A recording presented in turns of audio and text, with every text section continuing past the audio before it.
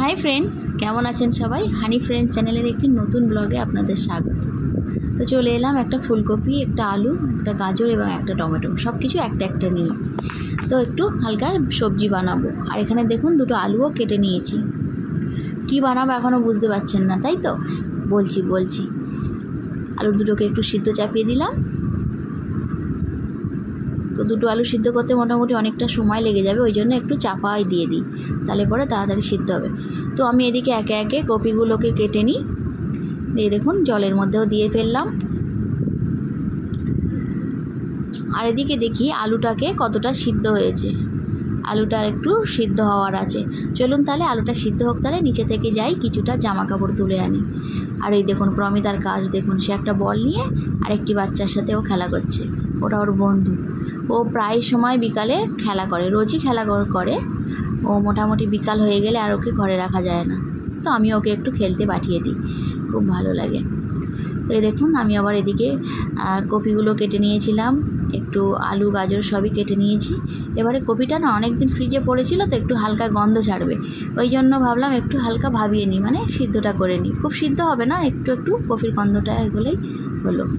আর এদিকে কড়াই নিয়ে নিয়েছি, কড়াইতে দিয়ে দিচ্ছি একটু 5 ফোড়ন। একদম সাদামাটা তরকারি হবে, যেহেতু রাতের ডিনার হচ্ছে, এটা রাতের খাবার, ওই জন্য বিশেষ কিছু রিচ নয়। আর প্রমিতাও যেহেতু খাবে, তো ওই জন্য। হ্যাঁ, আপনাদেরকে বলাই তো হয়নি আজকে কি বানাবো। একদম হালকা একটা সবজি, সাদা মাঠা। আর বানাবো হচ্ছে আলুর পরোটা। অনেক দিন ধরেই ইচ্ছা করছিল একটু আলুর পরোটা খেতে, তো আজকেই ভাবলাম বানিয়ে ফেলি। তো এদিকে কড়াইতে দেখুন একটা লঙ্কা এবং পেঁয়াজও দিয়ে দিয়েছি। আর এদিকে একটু আলু গাজরটাকেও একটু দিয়ে দিয়েছিলাম ওই জলের মধ্যে। এটাকে একটু ছেঁকে নিই, চলুন। তো ছাঁকা হয়ে গেল। এদিকেও দেখুন আমার পেঁয়াজটা ভাজা হয়ে গেছে, এর মধ্যে সবজিগুলো দিয়ে দিলাম। তো আমি এটাকে প্রথমে ভাবছিলাম যে আলু পরোটার সাথে একটু ভাবছিলাম যে একটু আলুর দম বানাই। তারপর ভাবলাম পরোটার মধ্যেও আলু, আবার আলুর দম, সবটাই প্রায় আলু হয়ে যাবে। ওই জন্য একটু ভাবলাম যে ঘরে থাকায় কয়েকটা সবজি দিয়েই আমি বানিয়ে নিই একটা সবজি, তাতে একটু প্রমিতাও যদি একটু খেতে পারে তাও অনেকটা ভালো হবে। তো একটা টমেটোও ওর মধ্যে দিয়ে দিয়েছিলাম ওই সবজিটার মধ্যে, আর পরিমাণ মতো লবণও দিয়ে দিয়েছি। আমি না সবসময় প্রায় সময় না এরকম সাদা মাটা রান্নাটাই করতে ভালোবাসি। সব রকমের সবজি এক জায়গায় করেই একটা মিক্স ভেজ মতো বানিয়ে দেওয়ার চেষ্টা করি। আর একটু হলুদও দিয়ে দিলাম। তো সবজিটা করতে বিশেষ কোনো উপকরণ আমি ব্যবহার করছি না, হালকা একটু ধনে গুঁড়ো, লঙ্কা গুঁড়ো আর একটু জিরে গুঁড়ো দিয়েই দিয়েছি। আজ আর জিরেটা একটু গুঁড়ো ছিল বলে আর বাটিনি, তো গুঁড়ো দিয়েই আজকে রান্নাটা করছি। তো দেখুন ভাজা হয়ে গেছে। তো আমি এর মধ্যে এবার একটু জল ঢেলে দিই, জল ঢেলে দিয়ে চাপা দিয়ে দিই। সবজিটা দেখতেও কি সুন্দর কালারফুল হচ্ছে, কিন্তু একটা গ্রিন কালারের অভাব ছিল। ও লঙ্কাটা গ্রিন কালারটা অনেকটা দিয়ে দিয়েছে না। আর এদিকে দেখুন আমার আলুটা সিদ্ধও হয়ে গেছিলো। আমি এর কভারগুলো ছাড়িয়ে নিয়েছিলাম, আর নিয়েছি এরকম একটা এতে করে গ্রেট করে নেব, তাহলে আর ভিতরে ঢিলা থাকবে না। আবারও কড়াইটাকে, তরকারিটা আমার হয়ে গেছিলো, কড়াইটা আমি পরিষ্কার করে নিয়েছি। একটু জিরে আর কালো জিরে দিয়ে দিয়েছি কড়াইতে, আর একটু পরিমাণ মতো লবণ। এটাকে এবারে আমি আলুর ডো বানাবো, যেটা আর কি মানে পুর হিসাবে ব্যবহার করব। আর একটু হলুদও দিয়ে দিচ্ছি ওই তেলের ওপরে।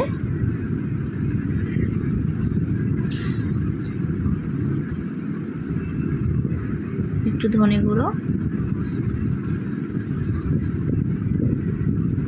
অল্প একটু লঙ্কার গুঁড়ো, আর প্যাকেটের শেষ প্রান্ত পর্যন্ত বেঁচে থাকা জিরের গুঁড়ো। ব্যাস হয়ে গেল আমার উপকরণ।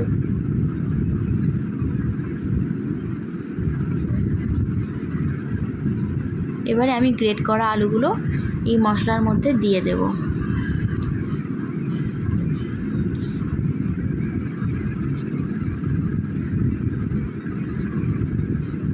তো প্রমিতা আর আমি খাবো, তো ওই জন্য বিশেষ বেশি তরকারি বা বেশি করিনি, কেননা আমরা মা মেয়ে দুজনেই এখন চেন্নাইতে আছি, প্রমিতার বাবা বাড়ি চলে গেছে।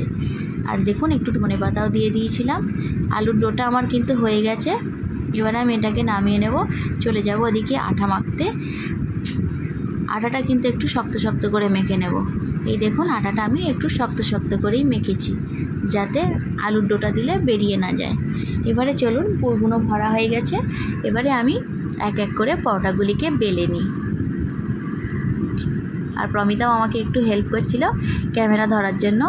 আর আমি পরোটাটা বেলার আগে আমি আবার সন্ধ্যেটাও দিয়ে এসেছিলাম, বেশ সন্ধ্যেটাও হয়ে গেছে ভালো। আর প্রমিতা চলে এসেছে আমাকে একটু হেল্প করতে, আমার ক্যামেরাটাও ধরে দিচ্ছিল।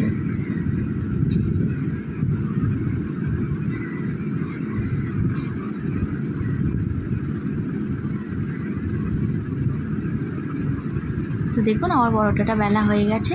তো এরকম আমি এক এক করে সব পরোটাগুলো বেলে নেব। চলুন এবারে যাই, আমি একটু এটাকে ভেজে নিই।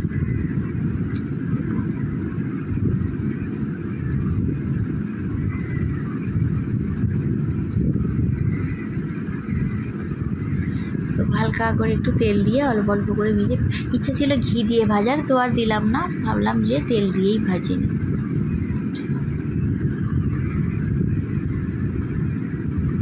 তো আমার পরোটা মোটামুটি রেডি। দেখুন কি সুন্দর দেখাচ্ছে না পরোটাটাকে। আর এদিকে চলুন পরোটা তো হয়ে গেল। প্রমিতার আবার দেখুন খিদে পেয়ে গেছে, ও এক কোনা ছিঁড়ে খাওয়াও স্টার্ট করে দিয়েছে। ওর মানে লুচি পরোটা হলে প্রমিতার খুব খুশি, কিন্তু দেখুন খাওয়ার সময় কতটা খুশি থাকে। তো ও খেতে বসে গেছিলো, বললো মা আমাকে খাবার দিয়ে দাও। তো এখন মোটামুটি 8টা প্রায় বাজতে যায়, 10-15 মিনিট বাকি আছে। ও বললো আমাকে খেতে দিয়ে দাও, আমার খুব খিদে পাচ্ছে তোমার পরোটা বানানো দেখে। তো আমি ওকে খেতে দিয়ে দিয়েছিলাম। তো আমি ওকে জানতে চেয়েছিলাম যে দেখো খেয়ে কেমন হয়েছে। তা দেখুন মুখটা কেমন যেন বাংলার 5 করে রেখে দিয়েছে, কোনো রকম কোনো কথা বলবে না, কেননা ও আমার উপরে না রেগে গেছে। ওকে আমি ফোনটা দিইনি বলে, ওই জন্য ও ফোন দেখে দেখে খাবে। ওই দেখুন আমি ওকে জিজ্ঞেস করেছিলাম কেমন হয়েছে বলো, আমাকে কোনো কিছুই বললো না।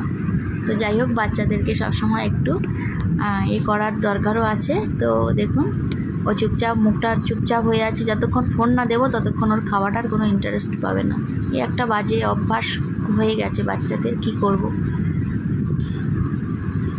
তো বন্ধুরা, প্রমিতাকে এখন ফোন যতক্ষণ না দেবো ততক্ষণও খাবে না। চলুন তাহলে আমরা এবার একটু খাওয়া দাওয়া করে নিই। তো ফ্রেন্ডস দেখুন আমাদের আলু পরোটা বানিয়ে খাওয়া হয়ে গেছে। আর এখন বাজে রাত 8টা 20।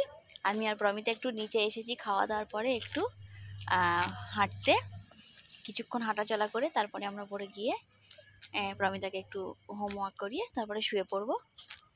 তো বন্ধুরা, আজ ব্লগটিকে আর বড় করব না, ব্লগটি এই পর্যন্তই। আবার চলে আসবো নতুন কোনো দিনে নতুন কোনো ব্লগ নিয়ে। আজকের মতো আসি, সবাই সুস্থ থাকবেন, ভালো থাকবেন। আজকের মতো টাটা। প্রমিতা টাটা করে দাও বেটা, বাই, টাটা।